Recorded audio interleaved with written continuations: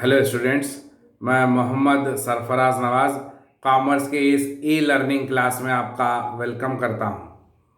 आज का हमारा टॉपिक रहेगा क्लासिफिकेशन ऑफ कंपनीज, यानी कि कंपनियों की दर्जे बंदी। कंपनीज को 6 कैटेगरीज में डिवाइड किया गया है। सबसे पहले है on the basis of incorporation. Incorporation की बेसिस पर दो कंपनियों को रखा गया है। नंबर 1 है चार्टर्ड कंपनी और दूसरे नंबर पर है statutory company. On the basis of incorporation में हम सबसे पहले बात करेंगे चार्टर्ड कंपनी की। चार्टर्ड कंपनियां इंडिया में नहीं पाई जाती। पहले इनका इनकॉर्पोरेशन किंग या फिर क्वीन के ज़रिए होता था और इन कंपनियों को चलाने के लिए जो भी रूल्स एंड रेगुलेशंस होते थे वो या तो किंग बनाता था या फिर कोई क्वीन बनाती थी। चार्टर्ड कंपनी का एग्जाम्पल है ईस्ट इंडिया कंपनी। किंग या फिर क्वीन अपने पावर की बुनियाद पर चार्टर्ड कंपनीज को खोल सकते थे और बंद भी कर सकते थे और पूरे पावर्स किंग या फिर क्वीन के हाथ में रहते थे। और अब इंडिया में चार्टर्ड कंपनी का कोई फॉर्मेशन नहीं है। क्यों नहीं है? क्योंकि इंडिया में ना कोई किंग है और ना ही कोई क्वीन है और यहाँ डेमोक्रेटिक गवर्नमेंट है। तो समझ में आया चार्टर्ड कंपनी क्या होती है। चलिए आगे बढ़ते हैं और अब बात करते हैं स्टैट्यूटरी कंपनी की। इंडिया में ये कंपनीज होती हैं। इंडिया में इन कंपनियों को पार्लियामेंट के थ्रू एक रेजोल्यूशन में बनाया जाता है। पहले से ये कंपनीज नहीं होती। वक्त की ज़रूरत पड़ने पर या फिर इकोनॉमी को इम्प्रूव करने के लिए इन कंपनीज को खोला जाता है। स्टैट्यूटरी कंपनी का बेस्ट एग्जाम्पल सेबी है और आरबीआई भी है। Securities and exchange board of India और रिजर्व बैंक ऑफ इंडिया और लाइफ इंश्योरेंस कॉरपोरेशन भी शामिल हैं। एक कंट्री की इकोनॉमी की वेलफेयर के लिए इन कंपनीज को ओपन किया जाता है, जिसको हम स्टैट्यूटरी कंपनी कहते हैं। तो समझ में आया स्टैट्यूटरी कंपनी क्या होती है। On the basis of incorporation में दो कंपनीज को रखा गया है। पहला है चार्टर्ड कंपनी और दूसरा है स्टैट्यूटरी कंपनी और तीसरे नंबर पर है रजिस्टर्ड कंपनी। ऐसी कंपनियां जो एक्ट 2013 के तहत रजिस्टर्ड हुई हों उनको रजिस्टर्ड कंपनी कहा जाएगा। चलिए आगे बढ़ते हैं और अब बात करते हैं दूसरे क्लासिफिकेशन की और वो है on the basis of liability of members.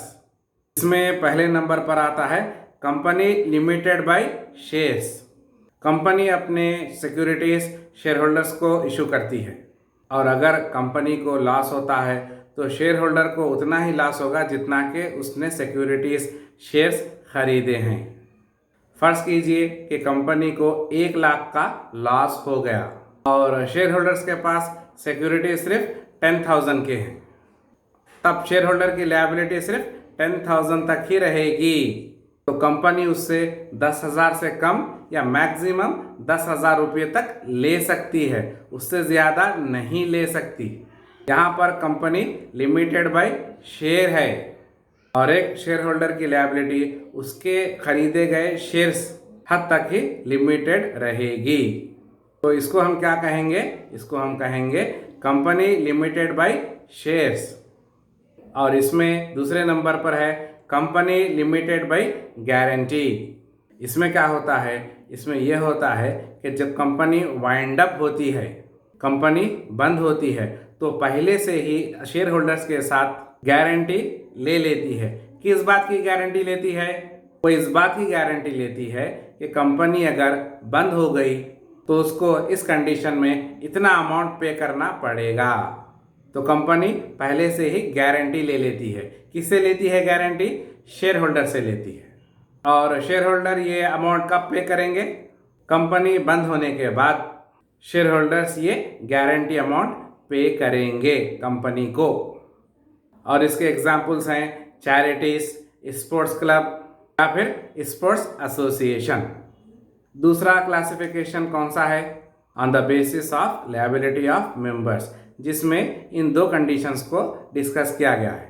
Number 1 है कंपनी लिमिटेड बाय शेयर्स और दूसरा है कंपनी लिमिटेड बाय गारंटी। समझ में आया? तो चलिए आगे बढ़ते हैं तीसरे क्लासिफिकेशन की तरफ, और वो है on the basis of number of members. इसमें 3 कंपनीज को डिस्कस किया गया है। नंबर 1 पोजीशन पर है 1 पर्सन कंपनी। तो इसमें क्या होता है? इसमें यह होता है कि एक पर्सन भी कंपनी को फॉर्म कर सकता है। इस कंपनी में मिनिमम 1 डायरेक्टर होगा और ज़्यादा से ज़्यादा 15 डायरेक्टर्स हो सकते हैं, 15 डायरेक्टर्स हो सकते हैं।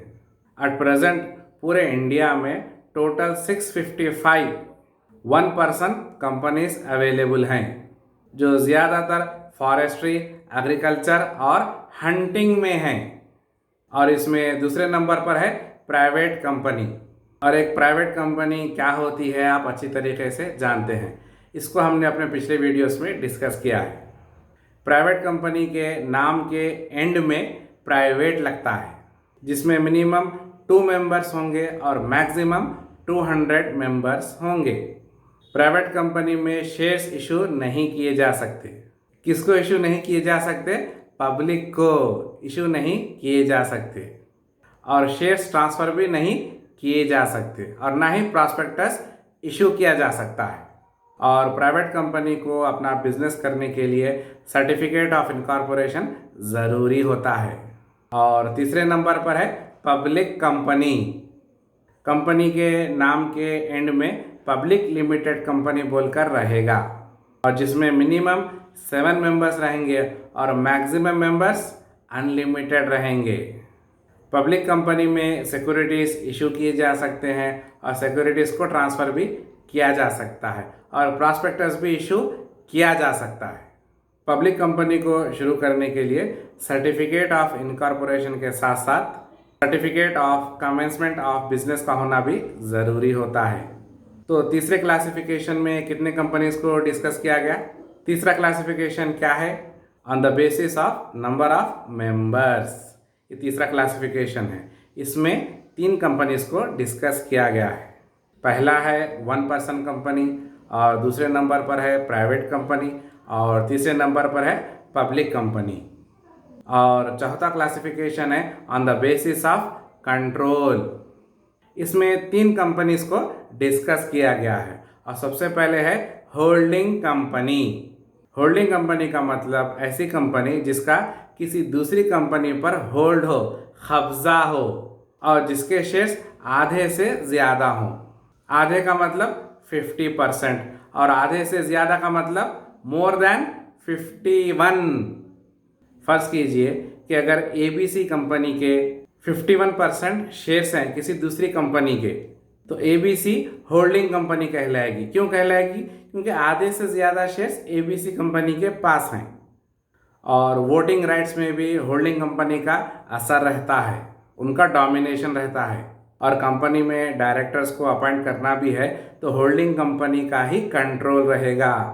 और होल्डिंग कंपनी का बेस्ट एग्जाम्पल है अल्फ़ाबेट कंपनी, जिसके पास गूगल और यूट्यूब के 51% से ज़्यादा शेयर्स हैं।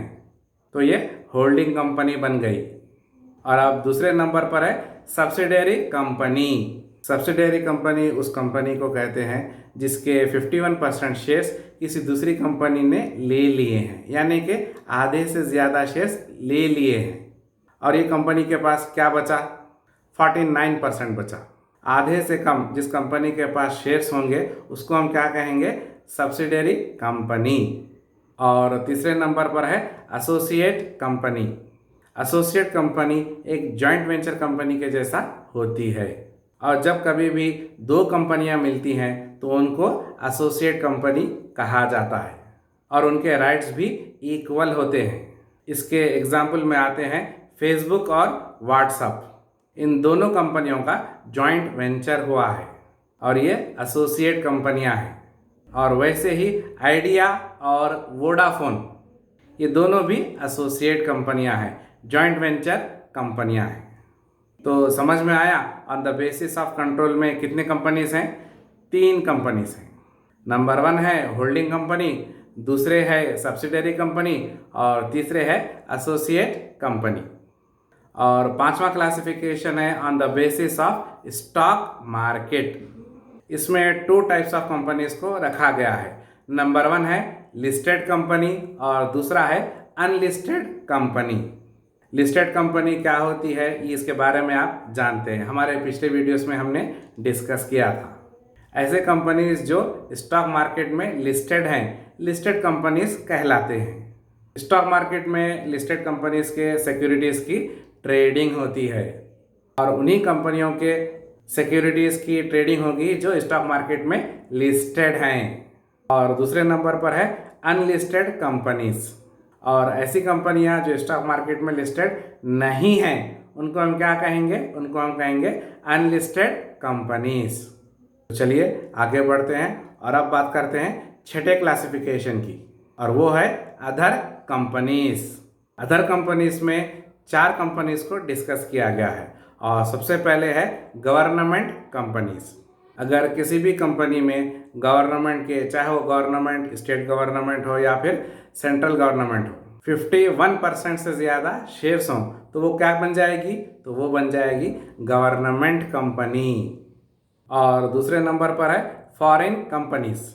इंडिया में कई सारे फॉरेन कंपनीज हैं जो किसी दूसरी कंट्री से आकर इंडिया में बिजनेस कर रहे हैं, जिसमें city bank, HDFC bank, Nestle, ये सारे फॉरेन कंपनीज हैं, मगर इनका बिजनेस इंडिया में चल रहा है। इन तमाम कंपनीज को इंडिया के कंपनीज एक्ट को मानना पड़ेगा। और तीसरे नंबर पर है foreign exchange regulation act company, जिसको हम फेरा कहते हैं। क्या कहते हैं? फेरा, FERA, फेरा।